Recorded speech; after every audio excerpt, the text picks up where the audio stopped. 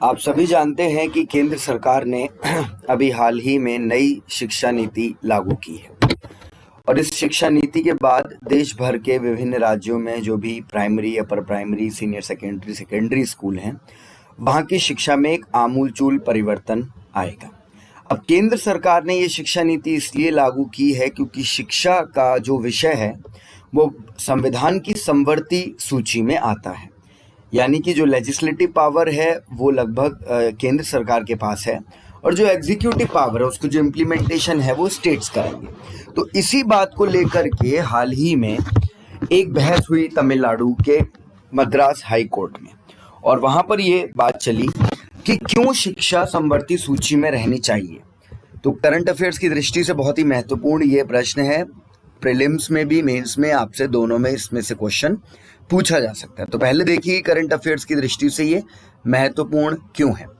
मद्रास उच्च न्यायालय ने एक रिट याचिका पर केंद्र को नोटिस का आदेश दिया जिसमें 1976 का जो 42वां संविधान संशोधन था उसकी धारा 57 को चैलेंज किया गया और वो धारा 57 ये थी कि एजुकेशन का जो सब्जेक्ट था यानी शिक्षा, उसको राज्य सूची से निकाल कर समवर्ती सूची में डाल दिया गया था।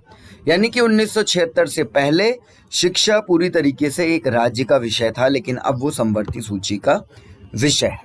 राज्य सूची, समवर्ती सूची और केंद्र सूची, इन सभी के बारे में आप जानते ही हैं। भारतीय संविधान की जो 7वीं अनुसूची है उसमें ये 3 सूचियां दी गई हैं, संघ सूची, राज्य सूची और समवर्ती सूची।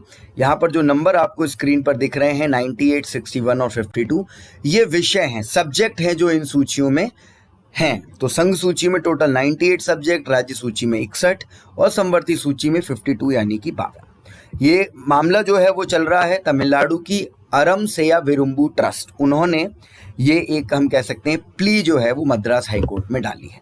तो इम्पॉर्टेंट चीज़ ये है कि ट्रस्ट ऐसा चाहती है कि राज्य सूची में वापस शिक्षा को लेकर के आया जाए, जो कि 1976 और उससे पहले, भारत के आज़ाद होने से पहले भी शिक्षा एक राज्य का विषय था। इस बारे में आपको ये भी समझना होगा कि चाहे वो प्राइमरी लेवल की शिक्षा हो या मिडिल लेवल की शिक्षा हो, सराउंडिंग्स का एक बहुत बड़ा असर पड़ता है। यूनिसेफ की भी स्टडी है कि अपनी मदर टंग में अगर आपको शिक्षा मिलती है, लोकल आपका जो कह सकते हैं एक नरिशिंग है, उसी मीडियम में अगर आपको शिक्षा मिलती है तो आपका विकास होने की संभावनाएं और ज़्यादा है।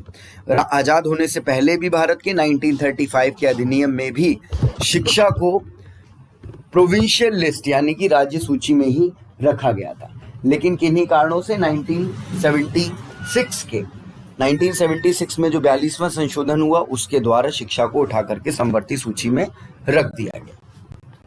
तो इसी को चैलेंज कर रही है ये याचिका। अब यहाँ पर एक बात और आप समझिए कि ट्रस्ट ने क्या दलील दी है। ये चीज आपके लिए बहुत इंपॉर्टेंट है समझने के लिए। एनईपी यानी कि नेशनल एजुकेशन पॉलिसी के कार्यान्वयन से ऐसी स्थिति पैदा होगी जहां शिक्षा के क्षेत्र में राज्यों की स्वायत्तता यानी जो सोवरेनिटी ऑफ स्टेट है इन टर्म्स ऑफ एजुकेशन वो पूरी तरीके से समाप्त हो जाएगी। अब शिक्षा में राज्यों की स्वायत्तता कहाँ से वो इसको एंजॉय करते हैं।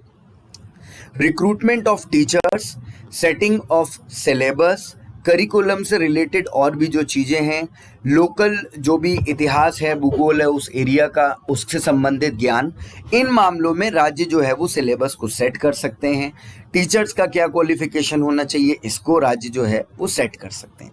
लेकिन नेशनल एजुकेशन पॉलिसी क्योंकि पूरी तरीके से केंद्र द्वारा बनाई गई है और राज्य सरकार उसको केवल इम्प्लीमेंट करेगी। यहाँ पर आप चीज़ एक और समझिए कि केंद्र जो आपके संघ सूची है उसमें जो भी 97 सब्जेक्ट हैं उनमें केंद्र ही बनाता है और केंद्र ही इम्प्लीमेंट करता है उन सब्जेक्ट को। राज्य सूची में जो विषय हैं उनमें राज्य ही बनाता है और राज्य ही इम्प्लीमेंट करता है, अनटिल एंड अनलेस कोई इमरजेंसी सिचुएशन हो और राज्यसभा जा करके वहाँ के लिए नियम बनाए, वो एक अलग विषय है, उसको हम अलग से देखेंगे।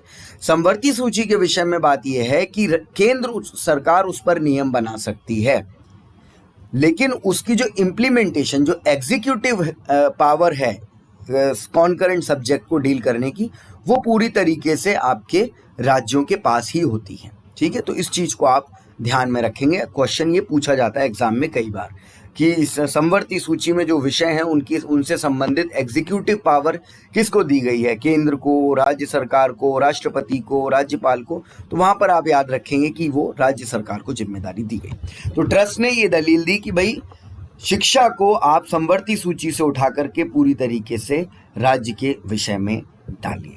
तो ये चीज़ बहुत इंपॉर्टेंट है। मेंस में भी आपसे ये पूछा जा सकता है, प्रीलिम्स में भी इस तरीके से पूछ सकते हैं। ये तो काफ़ी इजी क्वेश्चन हो जाएगा कि शिक्षा कहाँ का विषय है, केंद्र का, राज्य का, समवर्ती का। सभी स्टूडेंट्स को लगभग मालूम होता है कि समवर्ती सूची का। लेकिन ये कब से आया, क्वेश्चन आपसे यहाँ से ये पूछ सकते हैं कि क्या संविधान के लागू होने से ही शिक्षा राज्य समवर्ती सूची का विषय था? तो आंसर होगा नहीं। शुरुआत में वो राज्य का विषय था। भारत के आज़ाद होने से पहले 1935 के अधिनियम में इसको राज्य सूची में रखा गया था।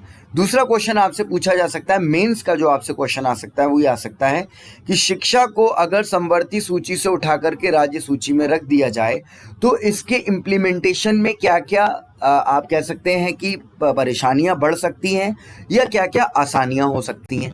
तो वहां से भी आपकी राय एग्जामिनर मांग सकता है। तो ये कंटेंट आपके लिए इंपॉर्टेंट है, आप सभी इनको नोट करेंगे। एग्जाम रेस हिंदी को सब्सक्राइब करिए, डेली इंपॉर्टेंट सेशंस यहाँ पर अपलोड होते हैं।